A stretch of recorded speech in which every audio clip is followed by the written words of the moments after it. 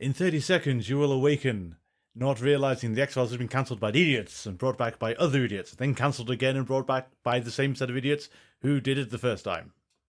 Is this a reference? It's Futurama. It's how season 5 Futurama started. Okay, fair enough. There should be a hypnotoad noise in the background, but I don't know if I'll bother to do it. I'll loop that. Just do that a bit more.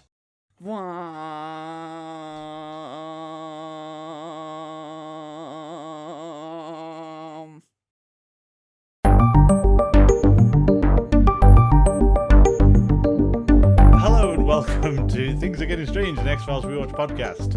It's apparently 2016. Is it? Well, Jeez. Doesn't time fly? It was 2008 last time. And now we're in the semi-future. I'm Nick. And I'm Kim. And I don't think we have much news-y stuff.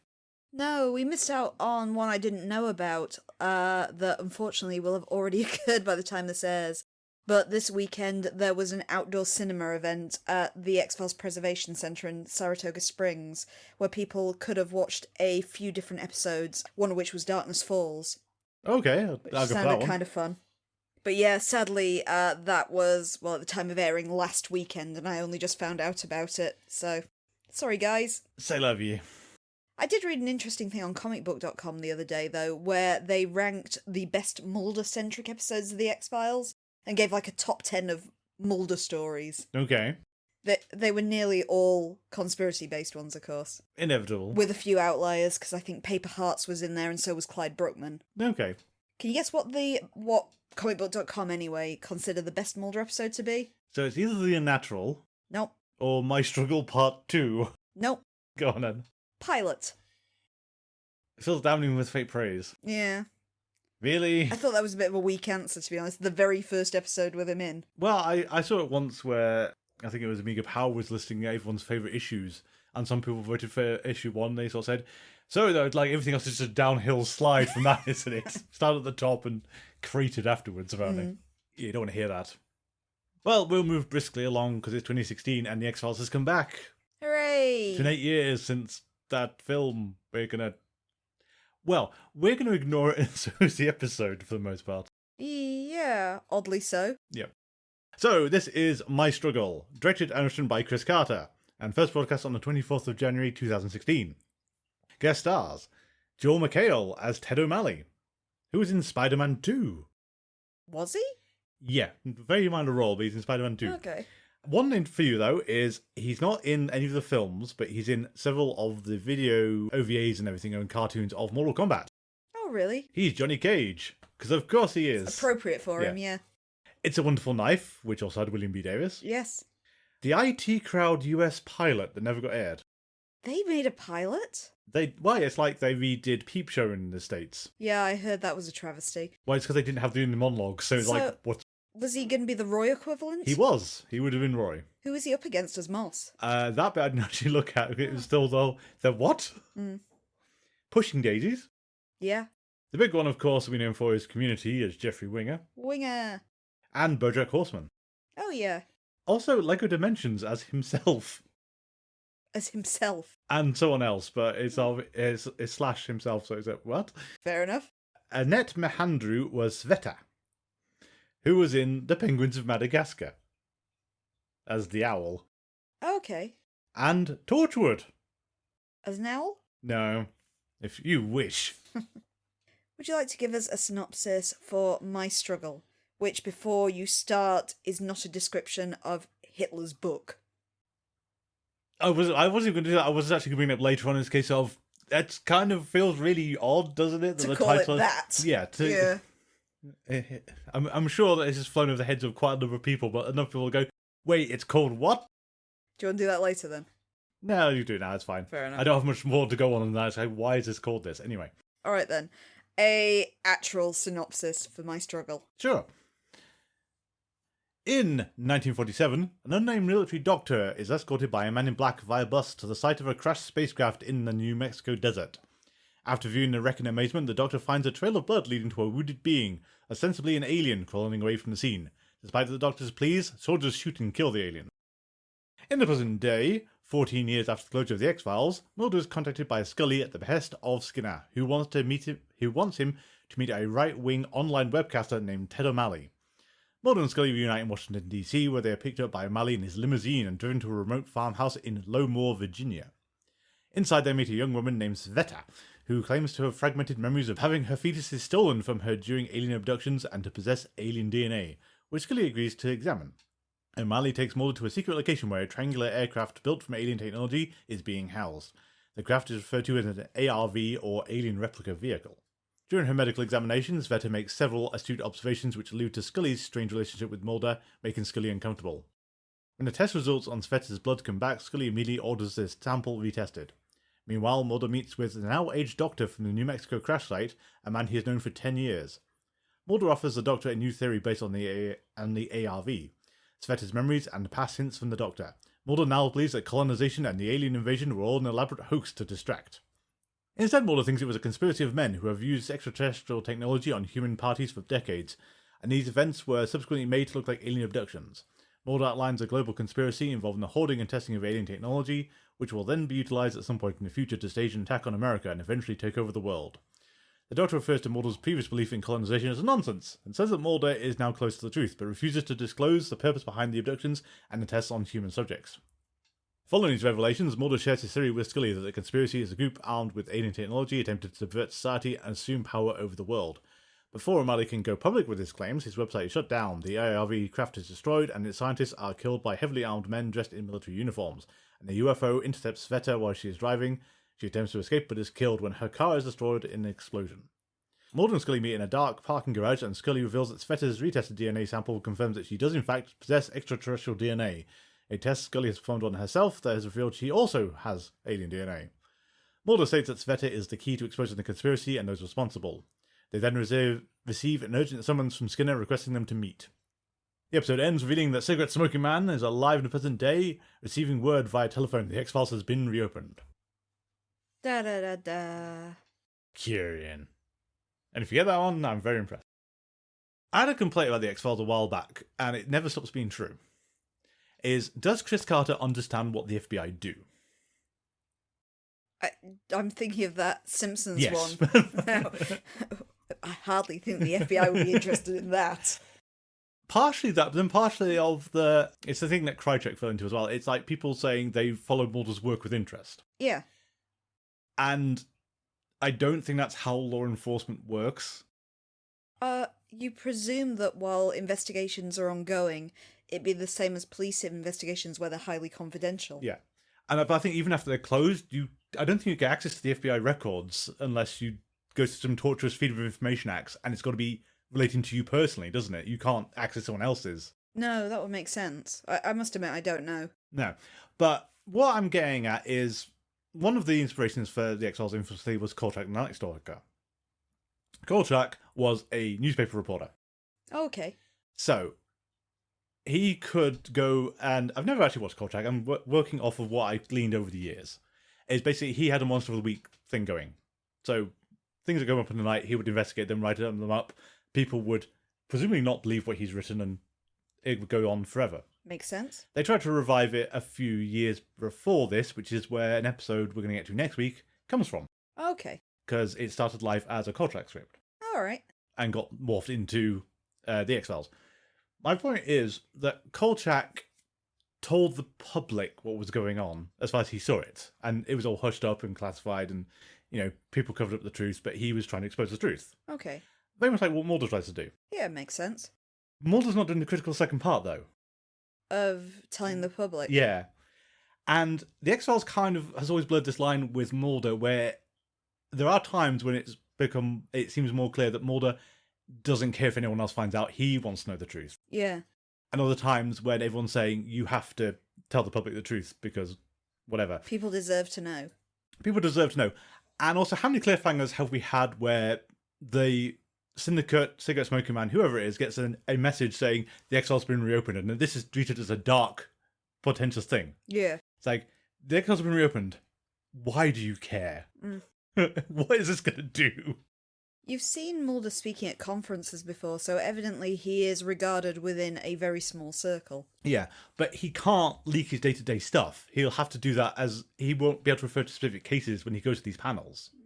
He'll be very hamstrung. Your counterpoint of something like this, I guess, would be Rorschach in The Watchmen, Yes. where I'll try not to spoil too much of The Watchmen, but one of the final actions Rorschach does in the comic book and indeed the movie is send a notebook with the truth in it to the press. Yes, he's arguably doing more to try and let the public know what the truth of the world is. It kind of leaves it to you if you think this will actually be successful or Rorschach is just being hopelessly optimistic. Yes. But there's that kind of attempt he's made out there, at least. And the Watchmen TV series, interestingly, does pick up with the fallout from that. And it's not as clear-cut as you'd think it would be. It did make an impact, but the reaction was not what he'd have wanted. Oh, fair enough. So that's an interesting point they explore in that series. What I'm also getting at, though, is, and we'll get to my other objection to it in a minute, is, so Mulder has come to the conclusion now that everything he saw for the last 9 years was to make him believe in the existence of aliens when there weren't any. And again, we come back to the problem of, but why make Mulder believe this when it's not true? And one of the problems is Dreamland exists, the episode. Yeah. So, Dreamland Part 2 specifically, we know that the lone gunmen are being fed false information from Morris Fletcher, and they're publishing it to basically no interest at all, but their lies being repeated and people are picking up on it to whatever limited extent.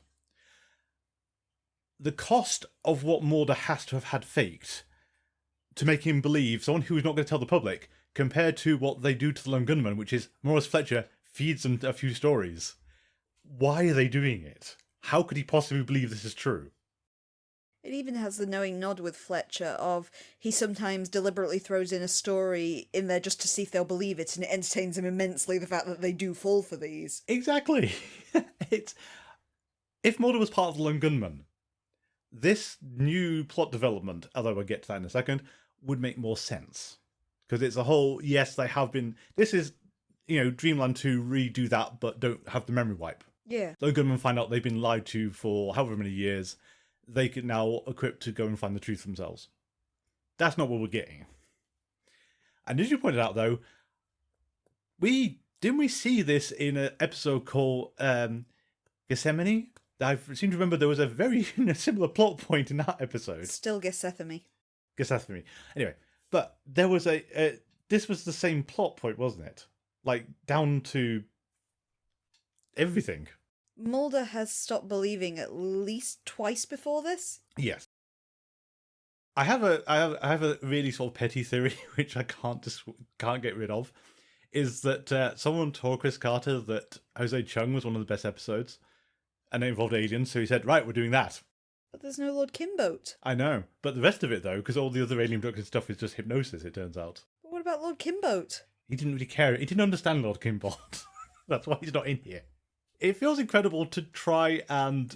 Because you've just said you went on the wiki, how they've tried to retcon... They've just retconned 9 seasons out. And basically nothing happened. I think my problem is with this episode that Carter doesn't seem to know whether or not he's writing a sequel or a reboot. Yes, there is a bit... It's trying to have it both ways. Because we make no reference to the things we've learnt before, and the one that stuck with me is essentially what's being posited to Mulder for, what's going on with it all being a cover-up is what Michael... I've forgotten his name, Krichkow? Krichkow. It's exactly what Michael Krichkow said to him. And Mulder just eats it up again this time, but he doesn't even make mention to the fact of, hang on, this is what Krichkow said to me previously. We've done this plot line. And ditto, you've kind of got the Scully having alien DNA. I think I'm bad with episode titles, but the one with the alien in the ice. That's Gethesmane. We already explored the idea that people have junk DNA, and essentially, on this reckoning, everyone has what Mulder identified as alien DNA. Yeah. So now it's the, Mulder, shock, I've got alien DNA. Yeah, we've been through this, we all do. Yes, it's infuriating. I mean, one of my central point to the whole objection to this is, okay, so for some reason you want to make Mulder believe in the existence of aliens. Someone who doesn't do your cause any good at all. And for a lot of it, you can sort of say, that's fair. And I'll come back to that again in a second, but then you get to fight the future. Yeah. And for most of the film, sure, okay, they could have done this at immense cost, but they could have faked most of this. The UFO that lifts up to the ice in Antarctica and leaves a massive crater behind. You're not letting that one go, are you? I'm not, but the cost to do that with... It's not possible with terrestrial technology anyway, but if you've got alien technology, sure, maybe you can get away with it. But the cost of doing that, ostensibly to fool Mulder, is why? We do know, or at least we're pretty sure, that the US military have faked some things, Yeah. particularly things like Scully's abduction. Yes. We're 99% sure, and we even put this to people on Twitter, that was the US government and aliens were not involved in any way. Yeah. But it's impossible for Mulder to believe at this point that the US government are responsible for everything. Yeah. Well, I had another thought, because I was thinking about this all week, and it's an interesting philosophical question. In the X-Files, if Mulder and Scully are not on screen, do the events of the episode happen? And I'll explain why I'm thinking this in a second, if that seems weird. If our two principals are not on screen, does anything happen? You're getting a bit philosophical here. I am. Is the room ceasing to exist because we're not observing it? Not quite like that. What I'm getting at is, one tenet of the X-Files all the way through is always the audience knows slightly more than Mulder ever will. Yeah, the audience gets things like the benefit of the opening kill. Yeah, and we've noted a few times when things haven't married up, like the Medusa in the subway tunnels. Yes. How that starts is not really how it ends. It doesn't fit together properly. Mm. What I'm getting at is, for the audience to buy into Mulder's new conspiracy theory, which we're presumably meant to, we're not meant to say, wait, that doesn't make any sense, because otherwise the next 14 episodes are going to be a real struggle. So, is the implication that every scene we've seen cut away to another person, like Krajek being infected with the black oil or coughing up onto the spaceship, any syndicate meeting, any scene in Jose Chung, for example, or like the abduction in Conduit, are we to believe that's Mulder interpolating events in his head and none of this actually happened? He's been given the case notes, he's conjectured the rest of it. No, I can see your argument, yeah. Because if you want to go for that, then sure, Mulder can get away with what he's now saying. Mm. If that's not true, then no, the audience knows full well there are aliens. The black oil is impossible to describe any other way. Mulder's kind of mental state is something that's been explored in the X-Files itself as well, because you've seen him in the likes of Grotesque and Demons, Yes. where he goes in too deep and goes a bit off the rails. Yeah. And you've also seen him in the likes of Folie à Deux. Yeah. It's not impossible that this is what he's going for, but I don't think it is. No. It's maybe a bit highbrow, that. It is, but it's the only way I can get the series to not start falling apart, given what we're trying to claim now. Because, yeah, the black oil, that's not in question. No, my feeling more is it was the hope that it will bring in new viewers. Yes. That it's a stepping on point, we need to do some drama, we can't keep referring back to the old conspiracy because that's going to put people off. We need it to be snappy and new, and therefore we need to cover the same ground without making reference to the fact of, we've already done this. Yeah, but then the X-Files is known as that show with aliens in it. To then say you aren't seeing any aliens ever again. I guess if you asked an average person to talk about the X-Files if they're unfamiliar with it, you'd refer to the aliens and the sci-fi elements and things. You'd probably be less familiar with like the horror elements of the series. Exactly. You've still got the sci-fi bit. They've left that intact, but the aliens we're writing off. I mean, I'm still astounded by Mulder's claim about why the aliens came to Earth and how that flies in the face of quite a few episodes. I mean, like, let's just go with Tempest Fugit. Does Tempest Fugit make any sense anymore? No. But yeah, the aliens were drawn to Earth to stop us because we started setting off atom bombs. Then we dissected them and took their spaceships away. And the aliens said, okay, man, we're not going there anymore. You got more of an impression it was a kind of colonist slavery sort of thing previously, as they wanted our planet and our resources and us as their slaves. Yeah. I mean, we can't tie this latest thing in with, yeah, so the black oil, that stuff they were digging out the ground, and you're on that oil rig when it infected that guy, and it causes radiation burns, and we keep on going for it. What was that? But go back to Mulder's own sphere of experience as well, is Mulder has been infected with the black oil before and cured. He's had brain surgery done on him after he developed psychic powers to remove alien matter to transplant in his evil biological father. All faked. And then he was actually abducted and experimented on by aliens, infected with a virus which almost turned him into a super soldier, apart from the fact Scully figured out how to cure it at the 11th hour. And we don't talk about super soldiers. Well, no, I was thinking about that as well, because that comes back to the military's budget for doing this. Yeah. Is they've either cloned or they've just found Mulder of Eddie Van Blunt's, so they've never been bounty hunters. It's just Eddie Van Blunt. They just sort of wheel him out every now and again. We're sticking to this theory of everything is Eddie Van Blunt. This is the only, if we have to go mundane, this is the only one you've got. You have a shapeshifting person. He's logically got to be all of them. I mean, you do fall down with so Mulder. Remember Endgame? Do you remember you walked into a room full of 5 Samanthas? 5 adult Samanthas? Who then died? All Eddie Van Blunts. Apparently so. Who are they? Or we know there's kind of, I use the term loosely, magic, or at least hallucinogenics, like fresh bones. Yes. Where Scully pricked her finger and started tripping horrendously, very vivid, very violent illusions. So we have this kind of level of drug in the world. Yeah. Field trip. We do a field trip as well. Field trip with the spores. Whatever they injected Mulder with in Deep Throat. Yep. The VR one where he was in the camper van and they were going to harvest his organs. Kill switch. They did the VR whammy they did on him there as well. The X-Files has got ways of doing this. Well, even subliminal messaging like in Blood. Yeah. It's the wrong fit.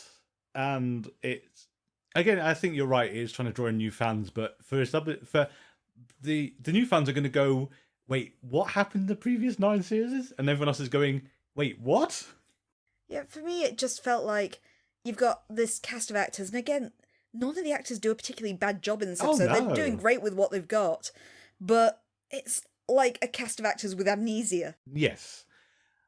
And I think it's hitting familiar beats and then subverting them in the most awkward way. You've also got a lot of modernism in there because, the entire face of the world has changed between 2008 and 2016. Yeah. Yeah, no, conspiracies aren't cute anymore. No. So we've got, direct references to things like Snowden. Yeah. In there. This is now what the world views conspiracies as in the Obama administration. Yep. So we'll have to talk about Ted O'Malley because we can't really not talk about Ted O'Malley. He could be such an interesting character. Yes. But he's a chauffeur. Basically, yeah. I would say there's one scene that's been bugging me all week and I keep thinking about it and keep going, what was going on there? Because he goes to visit Scully in the hospital and he finds out about her work with children who were born without ears. Yeah. And then he talks about that on his web series, much to her consternation. Though she never really actually confronts him about it. Yeah, that was odd. But there's a scene between which I don't get where she's in the car with him and they're drinking champagne. Did she sleep with Ted O'Malley? I mean, yeah, you could read it that way. But I don't know what that scene was about. He doesn't seem to be her type. No, but I mean, we don't think Scully had a type. Well, he could be an interesting character because he's initially presents as being incredibly charismatic, but he's also slimy and underhanded and very conservative when the character kind of develops. Well, I suppose, he's that from the off because his whole first thing is about gun control. Yeah, that's true. If you do have the kind of conservatism from the start. Yeah. But, he initially seems more on the level than he actually is. True. Because he's one of these internet personalities that are basically there for the clicks. Yeah, and it's not clear. He says he believes, but it's one of these, it's not actually clear what he believes. But also that thing with exploiting Scully's work on children with genetic disorders, where he seems sympathetic when he's talking to Scully, but really he's just stealing it for a bit for his show. Yeah. And that's made me realise it's interesting that we've got the same problem with Proof in this episode, that he's not... Twistcard has a choke in this problem of, you two are going to go online and say all this stuff. And Scully says, don't do that because it's too risky. So, one, the internet, you could probably find this exact conspiracy online now without much trouble. Yeah. And no one believes it, because who would? At the same time, you two have no proof, as usual. And you're going to go do this. It's not like they're going to drag out a live alien on air or anything that's a bit more solid. Yeah, well, you mentioned Edward Snowden before, and the interesting thing is when Edward Snowden leaks happened is he was meeting people in Hong Kong under strict secrecy, and he had the documentation. Yeah. He gave people files that were then used to publish things. It wasn't all, Julian Assange with WikiLeaks and everything else. So they had the actual physical documents they could then show people and say, here is what people are saying. We've got one lunatic who used to be an FBI agent. Yeah, and for some reason we let him back in again. I think you'd be on the level of credibility as when somebody pops up and says something to the effect of, oh, I worked within Buckingham Palace and I know that Princess Diana had an affair. Yeah. And everyone goes, yeah, it could happen. You haven't got any proof. And that's about as far as it ever goes. Well, the most fun one I can think of is Yakuza, the Yakuza game series. Yeah. Because rather famously, this last year, there was or was it this year? Magic Man Like a Pirate came out. Yeah, that was earlier this year. And basically, shortly after the release trailer came out, people said, this was leaked 6 months ago and no one believed it. Like, it came out on 4chan or something and everyone said, that's not true. Oh, yeah, there was a really early leak of the concept and... no one believed it. Just to fill you in, you can go to my Adverse Camera 42 YouTube channel and watch a lot of the Yakuza games. I've played most of them now. But what happened was the Yakuza series is as it sounds. It is about Yakuza, like mafia gangs in Japan. Yeah. The latest game was leaked and it said it was going to be set in Hawaii and one of the major characters, Goro Majima, was going to be a pirate in it. And everyone just said, good joke, yeah, right. And it turned out the leak was genuine. Yeah. Yeah. Again, this is how things work. It's like you can't just believe him and, Kind of something to say that the first episode of the X-Files Revival was just frustrating for like 17 different reasons. Mm. And this doctor bugs me. The Roswell doctor. Oh, yeah. So, timeline-wise, this guy approached Mulder, he says, 10 years ago. Yeah. So, in between the truth and I want to believe, this guy came to him and says, I was at the Roswell crash. It's when Mulder was apparently making his Charlie Day conspiracy wall. Yeah, and so that didn't become the focus of his life, that point in time of eyewitness from Roswell, who they haven't killed. Yeah. I think he's really badly introduced, and then he walks off, and I don't think he ever comes back. But at the same time, while Mulder's going through his global doubt in this, they take him and show him a fighter plane in a big Faraday cage that's made with alien technology, and Mulder, they say to him something like, have you ever seen this? And Mulder says, no, I haven't. Yes, you have, Mulder. Well, I would say the one in Deep Throat he lost. But he saw it. He did, but he doesn't know he saw it. But he hasn't lost all his memories. Surely he remembers when he and Scully sat on the hill and watched it. True, I suppose so. He can remember that thing. But then you can get an impression of the shape there. Because all he had the UFO photos in Deep Throat and the one of Roswell crash, which I never let him go. It's like, Mulder, you can't have this photo. Yeah. For a start, it doesn't look like the one in the flashback we've just seen of Roswell. There's one singular, very famous photo of officials holding debris at the Roswell site. You think that we'd just use that photo or something. You would. I mean, as I said to you at the time as well, though, that the crash doesn't actually agree with the description of the self-healing metal that people reported finding afterward. Yeah. That's just not in the episode at all. You think that's the genuine weirdly alien thing. Anyway, but this doctor, it just feels so weird to do this thing to him. So you've got someone at the Roswell crash, someone who has seen an alien body, dissected an alien body, and that green poisonous blood. We're just not going to mention that again. It could be a different sort of alien. It could. Okay, it's a fair point. It's the wrong shaped ship though. Still, Mulder has a photo. It's a triangular shape in his photo. Yeah. This is circular. But you can get cars in different shapes. No, but Mulder has a photo of the Roswell ship before the crash. Okay. That was the thing in Deep Throat where he said, how can you have this? No one has this. Oh, was it a different shape in that picture? Yeah, it was a triangle. Okay. So it matched the ship in Deep Throat. And this one's like a saucer. This is a sort of classic saucer. The saucer ships are cuter. They are. But anyway, so this doctor, though, is like, he was actually there at Roswell. And someone intervening years has said, oh yeah, none of those other alien sightings are aliens. You can trust me because I was at Roswell. I've seen the one. I've seen the one. The only one we had. That one that Cigarette Smoker Man implies he shot. Well, again, that came back to my whole, did any memoirs of Cigarette Smoker Man happen because Mulder wasn't in the room? On that note, I did read someone's review of the X-Files this week, and they had this really weird theory, which I can't fully dispute, but I don't think is right. Okay. It's when you get into the present day portion of Mutant the Cigarette Smoker Man. Yes. there's a bit where Smoky Man is listening to Mulder and Scully meet for the first time. Yeah. This person was asserting that he was watching the X-Files on TV, that it was going a very meta thing, and it's like, no, he's bugged The Office. What are you talking about? Yeah, yeah. He's clearly listening to something. He's not watching the X-Files. That's just going too far. Sveta. Yes. What are we doing? We are redoing the girl from Jose Chung. Yes, but like less fun. Well, massively less fun, and without the good outcome. And with some really unconvincing scar effects. What the hell would they just look weird, don't they? Yeah, I couldn't decide whether it was a bad makeup effect or it was CGI, but it just didn't look right. No, it is very odd. And they keep saying, oh yes, the traditional scoop marks samples taken. It's like, what? Do the aliens literally have like little ice cream scoops? Yeah. I mean, it is one of the things when people have pointed out that you get into alien tech with the evidence gets really disjointed when you go for interstellar travel. Things like lasering Dwayne Barry's teeth is fine. Yeah. But then you've got things like the implant is a jagged shard of metal that was white hot when it went into him. And you go, why? You can surgically implant things, guys. You have the technology. Lasers cut human skin really well. Yeah, but it doesn't give you the cringe factor of that of brutalist sort of technology. Yes, I think that's one of the problems you do get when you get into this kind of sci-fi is you can't marry up, you want the horror vibe with the technologically advanced.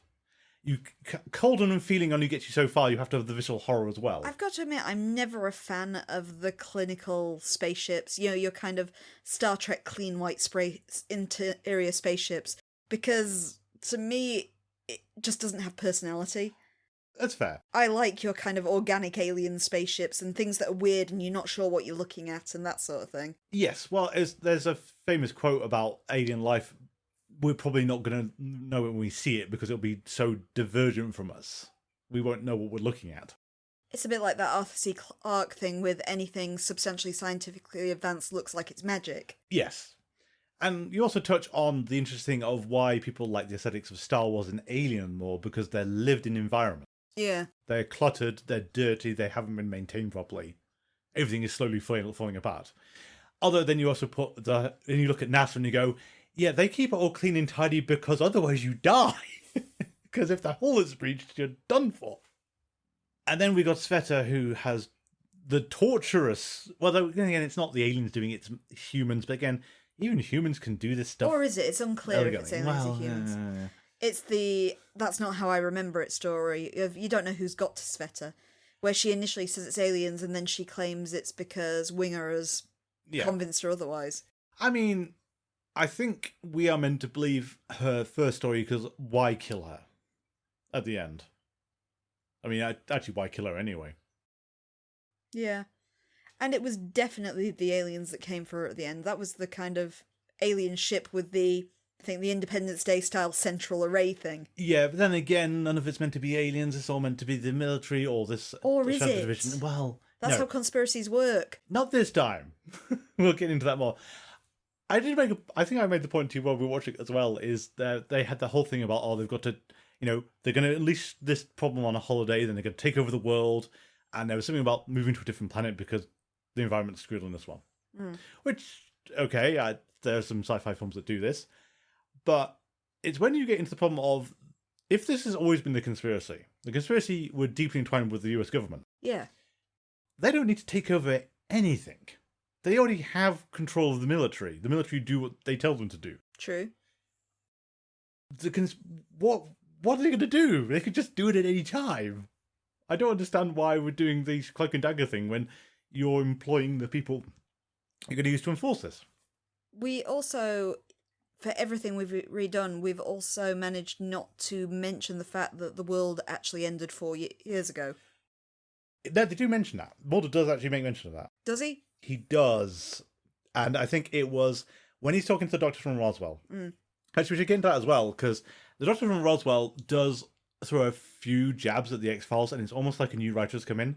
Okay. Because he says something like, ridiculous things like alien civil wars setting themselves on fire. And it's like, yeah, that happened. Chris, you wrote that episode. That was you. That wasn't one of the other writers. Maybe he got some stick for that, and he's trying to be a bit meta of now I'm going to write better stuff than that.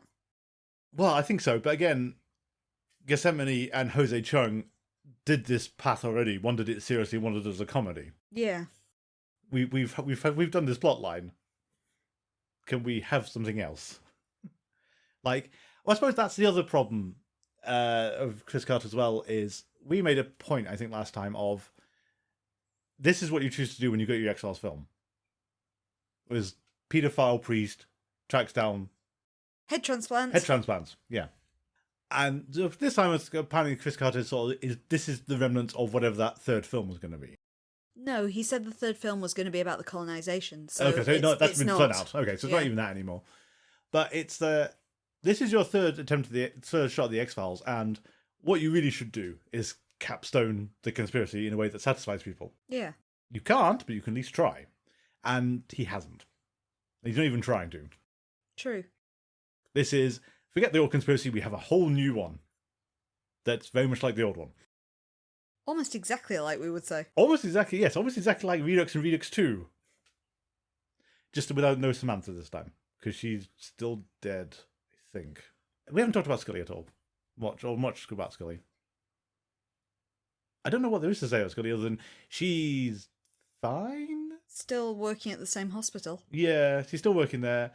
And she tells Mulder to be careful, and she gets very annoyed and lies partway through the episode for some reason. Because she says Sveta doesn't have alien DNA. But she does. And she does, and then so does Scully. I suppose that's the criticism, is that Scully didn't get anything to do, really. No, you don't even really get, like in the movie, a little subplot of her treating a sick child or anything. No, it's just... She's just led around by Ted a bit. Yeah. Okay, so... For reference, we decided to read the comic again. The season 10 comic. The season 10 specifically. comic. Which, I can't help but notice that one of the story credits on there was this little-known guy, this Carter guy. This Chris Carter. Probably note as well that this is the first time you've read this comic. This is the first time I've read it, yeah. Yeah. I don't like either season 10, it must be said so far. I actually really like the opening story in the comic. I think it's very effective. It's very effective. And it does actually build on what's happened before. Oh, that's true. And has Doggett and Reyes in an existence, and doesn't actually explain why Cancerman's alive any more than the other one does. But it does show you something's weird with Cancerman. Yes, there's something is up, and it's not clear what's up with him. So to give a brief description of Believers, the first little arc of the comic book, it's focusing on Mulder and Scully, who are now in hiding under assumed names. Mulder is still just being a random homeless person as far as we can tell, but Scully, much like this one, is working as a children's doctor. Yeah. They, plus Skinner, are all targeted by this kind of cabal of monk-like people wearing hoods that seem to have psychic powers. The Acolytes. Called the Acolytes, yes. They do eventually take Scully, and you very quickly learn that they are shape-shifting aliens. Hooray! They are desperately looking for William, though their exact kind of religious order is only touched upon by the weird things they say, of the fact that they are trying to bring something to the cradle. Yeah. So, the kind of chief devout of these acolytes, who's the one who's managed to get hold of Scully, is taking her to this cradle, Mulder in hot pursuit. And at the end, essentially, all of the acolytes are wiped out by a flying saucer, which also erases Mulder and Scully's memory of what's happened. But in the background, in case we get back to this later, both Doggett and Reyes are also kidnapped by the acolytes, and you don't find out what's happened to them. Skinner is badly injured, but he's ultimately okay. And I'm sure there was another plot point I was going to raise, and it's just gone. The Lone Gunmen are alive. Yes, we'll talk about that. We're going to put a pin in that, because I think we'll talk about that when we get to Babylon. Yep, the Lone Gunmen, it turns out, all fake their deaths, but as Nick says, we'll get into that a bit later this season. Oh, and for reasons that are largely hinted to be protection against aliens, some organisation has made these vast pipelines of magnetite that kind of circle Yellowstone Park. Yeah. I did actually think it was really hilarious. Oh, and then you get your bit of Cancerman, where at the end, he goes a bit funny, he's very clearly not right, he's repeating old things he's said throughout the series for no reason, and you see him talking to a shadowy figure wearing glasses at the very end. Yeah. Unfortunately, I know who that is. I just think there was one really funny moment in the comic, and I don't think it's meant to be that funny, but it is. It's when Scully's in the woods and a Mulder rushes towards her and she shoots him, and then she goes into the arms of the other Mulder, and that turns out to be the acolyte, so she just shot the real Mulder. Yeah, and the next issue begins with her frantically trying to give first aid to Mulder. Like, no, you just shot him. So is this you being a good shot, Scully, or a bad shot with this one? But it's at one time the season 10 comic was considered canon. It has been decanonized. Oh, it doesn't now fit because of the now. series. But I like Believers because it actually carries on from the William Scully story, pretty neatly actually. True, and I will also give it that it seems to be going for the religious thing of William's birth. Yeah. There is a sense that they did just want to witness it rather than anything There is else. a bit where Scully has a nightmare where it kind of relives that, and she, remembers giving birth with the people around the bed and things like that. Do we have much else for this one? Because we can get to weird hallucinations and dreams for the next. Actually, the criticism of this episode is kind of interesting. It's not because of what's said, because it was given a pre-screening for a limited number of journalists that gave it rave reviews. Yeah, then the actual screens came out and people had changed their mind, hadn't they? Yeah, it got far more negative or middling to negative reviews when the actual screening happened. But this initial screening to a select number of people made people very optimistic about the series. Yeah, I remember this because we thought it was really looking... Because, we got both waves of it before we saw it. Yeah. It was the high praise, then the... It's fine. It's certainly the X-Files sort of reviews. Then we sat and watched it together. It was like, what on earth is going on? Yeah. Yeah, I've got to admit, I'm not a fan. And I was, of course, like all X-Files fans were, I was super excited to see what they were going to do with this, especially after the disappointment of the second movie. Yes, and we did fully believe that you've chanced it twice with getting an extension to the X-Files. That's the same point again, but you've got a chance to wrap up the X-Files. Take it. Because you don't know how long this is going to run for now. Yeah. Do it while you still can, if you want to. But then we could flash forward ahead to My Struggle Part 4 and say he can't or doesn't want to close it off. He wants it to be perpetually open as a possible vantage point. And the only thing that's going to change his mind, I think, is someone dying. If we lose Mulder, Scully, Cancer Man, or Skinner, and maybe even Skinner's a negligible one, if one of those actors dies, that's when the X-Files will be undoable. Except for a reboot. But anything else? Or should we go for Founders Mutation? No, we can go for Founders Mutation. Why not? Founders Mutation, directed and written by James Wong. Half of Morgan and Wong. Half of Morgan Wong. He is in later. First broadcast on the 25th of January 2016. Guest stars. There's Doug Savant as Augustus Goldman, who is in Teen Wolf. What, the film with Michael J. Fox. the film. The film, not that TV series I've never seen. We're going back to the 80s again. He's also in the 1998 version of Godzilla. Oh, God. He's also in Harsh Realm. We'll watch Harsh Realm eventually. I don't know if I want to. Aaron Douglas is Lindquist. I cannot remember who this is. He was in Final Destination 2. X2, or as we know, X-Men 2. The Chronicles of Riddick. iRobot. Catwoman, the Halle Berry one. Oh, no. Oh, no. And Dirk Gently's Celestial Detective Agency, the American one. Would you like to tell us about the Founders Mutation and how it actually has nothing to do with the previous episode? We opened this time at an institute called Eugenics Technology, where a researcher called Dr. Sanjay seems to be having some health issues. He has a lot of burst blood vessels in his eyes, headaches, and keeps hearing this high-pitched noise that no one else seems to be able to hear. After fleeing a staff meeting when everything becomes too much for him, he locks himself inside a server room and begins to delete data. Unable to stop the noise, which is getting increasingly loud, he grabs a letter opener and stabs himself through his ear and into his brain, killing him. However, before doing so, he writes something on his hand. Following the events of the previous episode, the X-Files have now been reopened and Mulder and Scully have both been reinstated, so they're dispatched to investigate. They receive absolutely no cooperation from Eugenics due to confidentiality reasons, but Mulder steals and unlocks Sanjay's phone.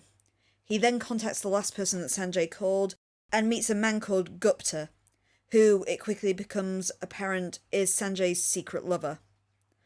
Gupta didn't have much information to give Mulder, but did say that one thing Sanjay kept mentioning was that his kids were dying. As Sanjay is a single man, this of course raises more questions. Scully autopsies Sanjay's body and finds the word Founder's Mutation written across his palm, which they believe to be a reference to the owner of Nugenics, a man called Dr. Augustus Goldman, as employees call him the Founder.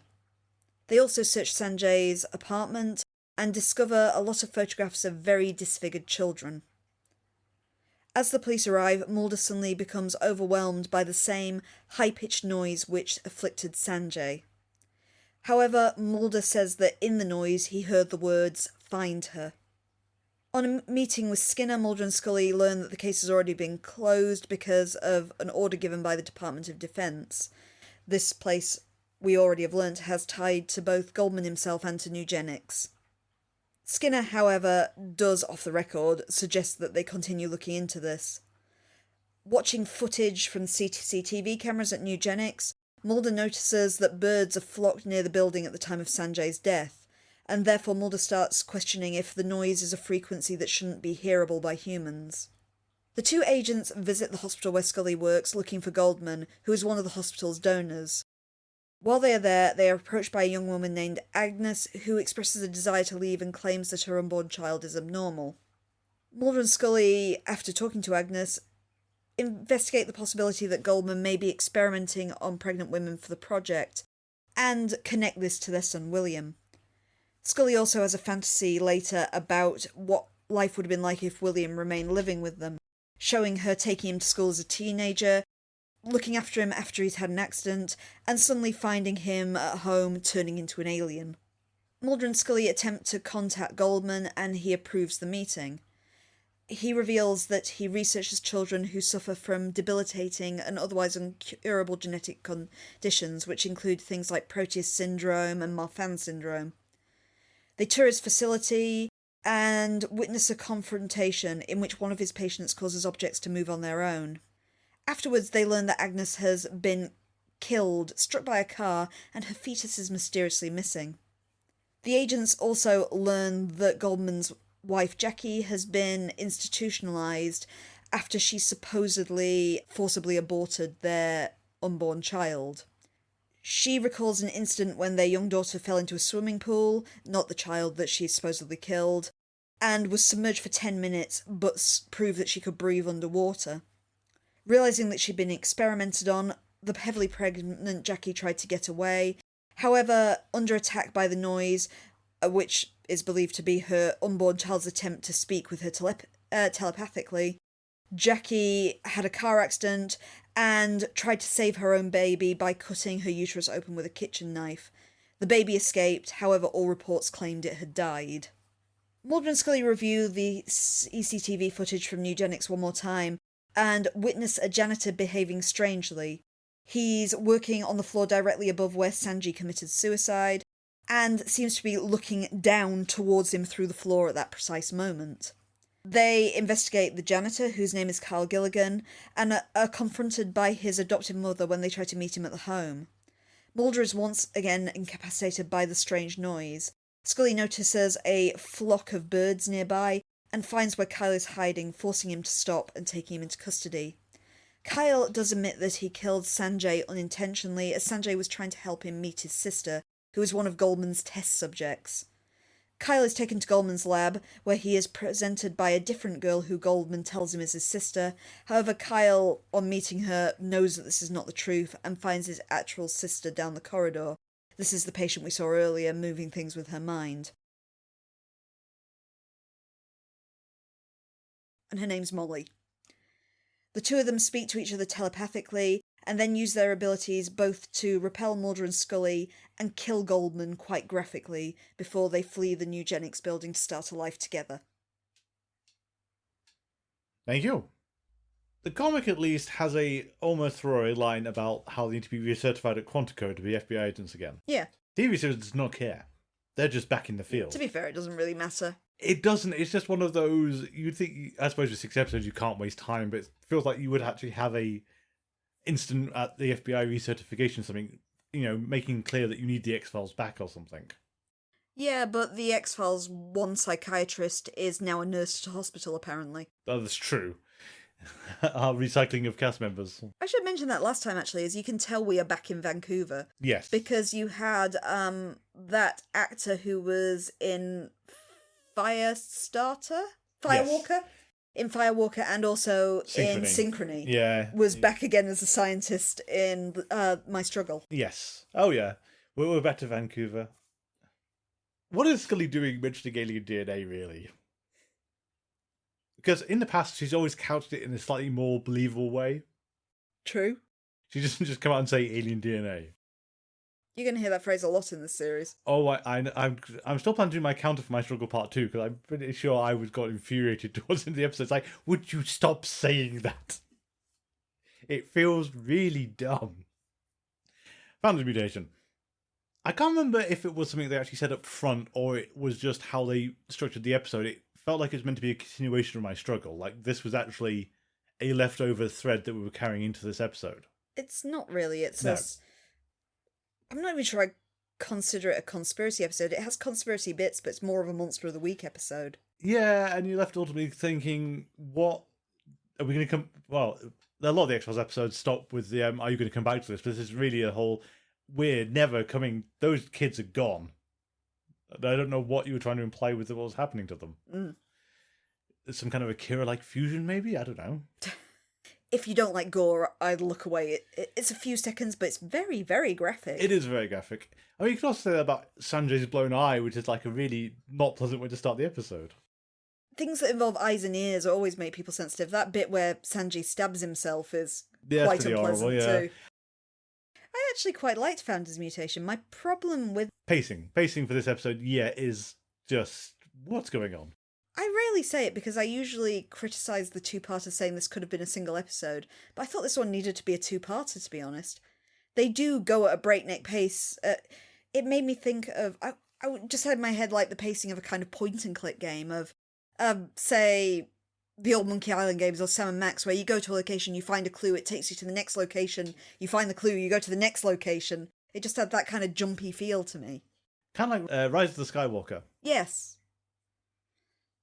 But it was a real 7 Degrees of Kevin Bacon in some places with it's the, we need to speak to Goldman. Oh, he's a major donator to my hospital. Let's go to the hospital. Oh, there's a nurse here who knows how to contact him. You can give him a call. Yeah, he says, come and see him now. Right, we'll go to that location.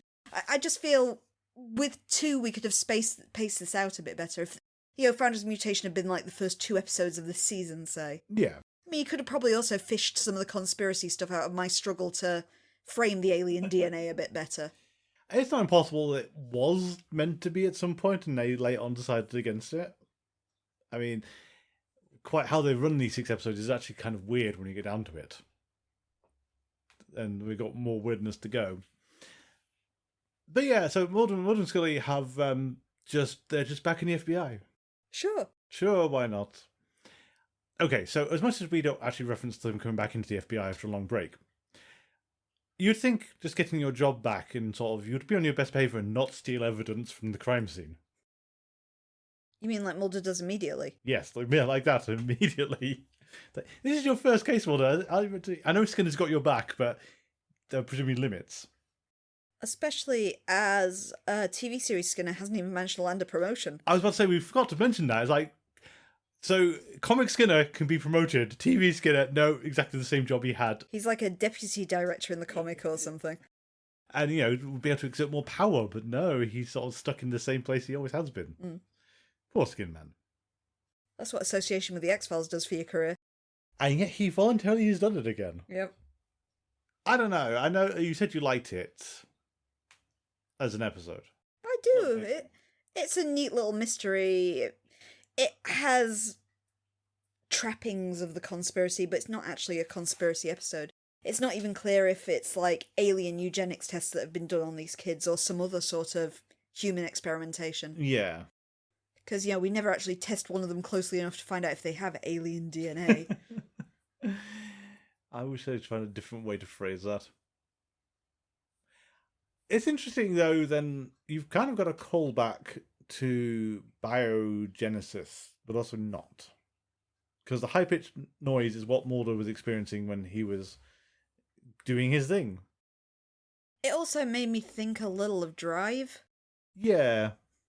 Because it was particularly the bit where Sanjay gouges his ear out. It's the other way in Drive. It makes their ear, kind of inner ear explode. Yeah.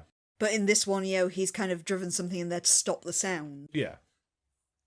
Yeah, it's reminiscent of a few things, and it's... Why would he write Vonda's mutation on his palm, other than essential for the plot to make sense? It is such a weird turn of phrase when you put it that way. Didn't they say in the episode, though, that the phrase Founder's mutation means something? Yes, from what, as far as I understood it, it was like the key to step in the evolution to something. Basically a whole a different branch of evolution was based on this one mutation, or this set of mutations that derive at the same point. Okay. So it's like the point, you're looking at the important figure point where fish could get onto land. That is the Founder's mutation. Yeah, that's how I interpret it, based on the episode at least. I don't actually know if it is actually in common usage. But Sanjay, he's not actually dying as far as we can tell. He's in tremendous pain. He's trying to get a message down before he kills himself to make the pain stop. Yeah. Because it seems to be it's intentional suicide as well. Or it's just the absolute maddening pain that he's killed himself while trying to stop. Yeah. Doesn't think to write Goldman's fault or just Goldman's name on his palm. Well, I just had the realization it's like you've watched Citizen Kane of all things and don't understand why he says Rosebud. And why Rosebud makes the entire film tick along, and it's only at the end you find out what it means. I always found the explanation of Rosebud a tad disappointing. After Well, I think it's meant to be deflating. It's because it's the part of Kane you can never understand and no one understood. Yeah. And he lost it long before anything else happened to him. But as a central mystery, I mean, you could make it a case it's kind of like the Conspiracy in the Exiles anyway. It's meant to drive everything forward. It has to pay off somehow. But you can do that in an interesting way. Oh, yeah. I'm going to cite my favourite underrated psychological thriller of the number 23. Yeah, that one. Of how the code in that carries you through the film, and it's still an interesting ending. Yes. When you get to it, when you find out what it means. Yeah, I would say that's a kind of conspiracy-minded thing that actually does pan out fine, ultimately, and makes sense. And you don't go, no. Something like that is something that's supposed to keep you guessing. Yeah. If you are going to have your dying gesture to write Rake on the floor in your own blood, you want the solution to be interesting. Yes. And leave that one to one side. But yeah, it's like someone has watched murder mysteries and everything and knows you have to leave the clue on the body, but doesn't understand, has somehow lost the human connection of what you would write down in this instance. Because the only thing that makes it a locked room mystery is the note. Yeah. Because if Sanjay hadn't left the note, it would just be a weird suicide. Yeah. But I think the script is written backwards. You find it in a few things where it's how you get them to see Goldman is you need to put something with Sanjay, and it can't be something they find immediately, so it can't be on his phone. Yeah. So it has to be written on his hand. What's he going to write on his hand that doesn't give the game away immediately? This is the logic of the writing process. Yeah. But they don't get to a point where the clue in and of itself would make sense for him to write down. I feel like it's been worked in reverse. Yeah. And no one then sat down and went through it forwards to make sure this made sense as a motive for Sanjay. I blame you, James Wong. The concept of the locked room mystery is always one of the most interesting things. They can be so incredibly clever. When you're looking at the likes of The Human Chair, for example, or something like that. So, they've got to be simple and they've got to be very, very clever, but not something you'd look at right away. And I don't think we've quite understood how the locked room mystery works in constructing Sanjay's Sanjay's tragic death scene. Yes. So yeah, it's not a locked room mystery. It's not even weird science in the same way. I think you're right. It should have been two parts because it's just made up of too many little bits that aren't focused on enough time. It's things like Gupta. who appears for one, 3-minute scene, and then we never talk about him again. He's never seen again. Yeah. Despite the fact that he's... again, it's the whole... You've constructed... You understand how a mystery plot has to be constructed. Yeah. But none of the pieces have a function once you're done with them. They're discarded and they never come back in again. There's no cohesion and there's no humanity to anyone. The thing I did like, though, is the janitor you actually see quite a few times before they hit on him. Because he's in the street right before they go into Sanjay's house when Mulder hears the sound for the first time. Yeah. And they bump into him as they're leaving eugenics the first time and things like that. Yeah. But it's one of those, I think, classist sort of things is you don't really pay attention to the janitor. Yeah, which I think was counting on. Yeah. Which I mean, also we were watching Brooklyn Nine-Nine, and that's how Amy gets away with her heist in the Halloween episode. Oh, when she's the greatest detective in the world. Yeah, because she disguises as a janitor and just sort of sleeps past everyone. Yeah. Do we have much else for Fantasy Mutation? Or how did the critics find this one? They liked it. They liked this one. Okay. Yeah, they largely like the Founders Mutation, and I would agree. I do think it is... I can think of ways to improve on it. Yes. But it's a fairly strong episode. In fact, that was the large refrain from the critics, is the critics were not enamoured with my struggle, and they kind of said, actually, yeah, now we're on the up. Yeah. And Gillian Anderson was particularly praised for her role in this episode as well. Reminded me, okay, we've skipped over it, we need to go back to it. Mulder and Scully's fantasy sequences. What was wrong with these people? How both of them end. I forgot to mention Mulder's in my synopsis, actually. Both, yeah, both... They both get their idyllic, this is what life would have been like with William fantasy that ends horribly. But not only ends horribly, but this is your fantasy. Okay, so Scully's is, I get to imagine taking my son to school, him blowing me off as he gets older, and getting wrecked. Yeah, he breaks his arm. He breaks his arm. And then transforming into an alien in the bathroom mirror. Mom, what's happening to me? Yeah. And it's impossible to take that bit seriously. It's like, I can see what you do with the makeup, but nothing about the situation feels right. He made me think a bit of the kid from Hungary, the way he looked did, actually, with no ears and the black eyes. And I've got to wonder how intentional that might have been. It could have been. It could have been. I'm going to go with it probably wasn't. Because they were clearly going for a grey. They were going for a grey. But and then there's Mulder's. Well, no, but focus on Scully first, though. But it's like Scully's fantasy sequence. It's like I can understand Daydream turning into a nightmare, kind of your thoughts of run on kind of thing. Oh, I can take him to school and it'll be sweet. But oh no, he's a kid and he's going to do something stupid and he'll get hurt. And not care about me anymore and not want to hang on with his mother. Yeah. We did start note at the time is that the de-aging they've done on Gillian Anderson is absolutely amazing in this sequence. Oh yeah. She looks pitch perfect for the right era to do that. Yeah. It's incredible. So that was really impressive. And then we get Mulder. And Mulder gets to do basically two things with William. He makes one of those little bottle rocket sort of things with him. I think they actually have got they are rockets that can get up to a decent height, so they have got propellant and things in them. They are actually explosive. Are they actually cool? They're actually cool. They're not bottle rockets. They are actually. Can we get one of these? I don't know if we can in this country. Aww. Anyway, that's the second part though. The first part is he's making William watch 2001: A Space Odyssey. I forgot about that. Yeah. And, he's all saying, oh, what's that? Oh, it's the monolith, and it represents X, Y, Z. It's from having seen 2001 relatively recently, it's Mulder, he has sat through 20 minutes of the weirdest opera that's been recorded, and long shots of savannah where nothing happens. Then you get to the monkeys with the monolith, and then the kid is not going to enjoy that part. He's also he's going to enjoy the space sequence, maybe. As soon as it docks with the space station, he's not going to care about most of the rest of the film until he gets to Stargate.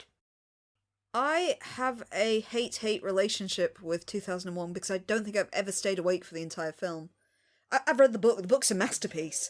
But my short attention span cannot cope with it, so I can't imagine the 8-year-olds will make it through. I'm not even sure the Stargate are really entertaining. Well, it's kind of pretty, at least. It's very psychedelic, but again, not a lot happens. No, I know. It's very slow. Yeah. But then you get to the last part in the hotel room, and trying to explain this to an 8-year-old is not going to work. Yeah. So this is a poor choice. Why aren't you watching him Star Wars, Mulder? Come on, this Plan 9. Plan 9. I think I even said Plan 9 at the time. Show him the worst movie ever made. It'll be funny. Or with the age of that poor little kid, Something like Monsters vs. Aliens feels like the appropriate thing to put on. Yeah. I mean, I think the weird thing is 2001, I don't think it's 20th Century Fox's, and Star Wars is, so it'd actually be easier for them to have put Star Wars footage into it. I don't understand why it's not there. Yeah. Other than Mulder's kind of a Star Trek fan, and that would have been complicated. Anyway. And then the final scene... Nightmare sequence. The nightmare sequence is Mulder rushing into William's room to see him being levitated out the window. Just like Samantha. Mulder! Mulder! Can we have a word with the US government levitating your sister out a window? And then levitating your son out a window? Mulder? You going to come out in the stall? Or do you actually believe it was the vacuum cleaner salesman killed Samantha? I liked that for a solution. It was a better solution. Well, I think it's like, we made the big thing about Sunshine Days being the exit point, and we have another one marked out for, if you want to leave early, this is where you stop. Do not go past this point. That would have been a better capstone, ultimately. Probably be okay, because William would be transported away, and then the fairies will come and turn him into Starlight. They didn't do a lot of... Who was the other kid who died horribly recently? There's been a few, haven't there? Yeah. Like Doggett's son and... The fairies just didn't quite get there in time. And the horse guy. Oh, all the pretty little horses. Yeah, whichever one that was. The fairies are really sort of lax in those ones. Yeah. As positive as the critics are, and I do understand why they're positive, this really was kind of worrying when it happened. Because it's like, you keep bringing up William. There's extended sequences about William. I thought we ditched William. You're saying this as a non-parent, though, as well. I am, but... I don't think this would ever leave them having to give up their kid. No, but I can also imagine, as an X-Files fan, I imagine that some X-Files fans had got to being parents by this point. Was it encouraging for you? Because I was sort of going, no! But I also am not a parent, so this kind of plot doesn't affect me. I know people who are parents will feel more for this. True. Yeah, becoming a parent changes the way you see the world. Oh, no. Putting yourself in that position whereby you didn't want to give up your kid but felt you had to for their safety, it's going to scar you. It is. So next time, Mulder and Scully will become Abbott and Costello and meet a were-monster. I mean, we've actually got to the thing I want to believe now. Yep. They basically just give him a monster. It's fine. And the other one is our grudging... If put a gunpoint and said, name the best 3 episodes of season 10, this one scrapes into the bottom because the other choices are untenable, which is Home Again. And we have to talk about Final Destination again. Yay! If you would like to explain how season 10 was planned from the start, because I know someone has to have come up with a way that this was telegraphed by pilot. I don't know how it was, but I'm sure someone has got a theory on this. There must be a Reddit where someone has said, because there always is with these ones, in any kind of long-running show. Pilot was the greatest Mulder episode, after all. Good point. If you'd like to convince us of this, though, our email address is thingsgettingstrange42@gmail.com. You can also find us on social media, and please hook me up if you'd like me to promote any of your X-Files related stuffs at the start of the show. You can find us at Twitter and Tumblr at GetStrange42, at Mastodon at getstrange42.universedon.com, or on Facebook, where you can find us by searching for Things Are Getting Strange and X-Files Rewatch podcast. Additionally, if you're not sick of my voice right now, I do stream live on Twitch TV under the name AdverseCamber42, Mondays and Wednesdays at 8 PM GMT and Saturdays at 5 PM GMT, where I'm currently playing Blood Omen Legacy of Kain and Bloodborne. Our theme music is envisioned by Kevin MacLeod. You can find it on Compotech.com, licensed under the Creative Commons by Attribution 3.0. One quick thing, because at the last second I've remembered this bit, is, hey, they put the old intro back. Mostly. It's got Skin Man in it now. It doesn't have Skin Man in it, but otherwise, we've put the FBI agent badge photos back to how they were in Deep Throat. I mean, it's better. It's a lot better, yes. And it's all been done properly for widescreen, so it looks a lot very nice. Thank you all for listening. Until next time, please remember, The why is more complicated than you may ever know.